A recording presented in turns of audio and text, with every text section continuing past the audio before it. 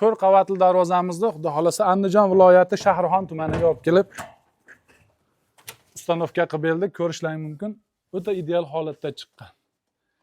Darvozamiz razmeri eni 3.5, bo'yi 2.75 bo'lgan. 3 qavat 1.8 list ustiga yana 1.1 listdan foydalanib 4 qavatli holatda qilib tayyorlab berganmiz. Umuman shovqin o'qam o'tkazmaydigan darvoza hisoblanadi. Katta yo'lda bo'yida shovqinda yashaydigan yurtdoshlarimiz uchun shu darvozamizni tavsiya qilib qolamiz.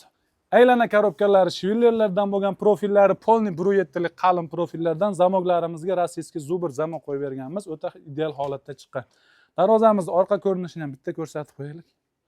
Darvozamizning orqa ko'rinishi mana shunday holatda tekis bo'ladi. Orqasidan ham bemalol, oldidan ham bemalol karchelab yuvsalang bo'laveradi. Biror joyda suv to'xtab qoladigan joyi bo'lmaydi. Kimga narx qiziq bo'lsa, kommentariyaga narx deb yozib qoldirsalang, o'zimiz aloqaga chiqamiz. Pastdagi raqamlarga aloqaga chiqaverasizlar.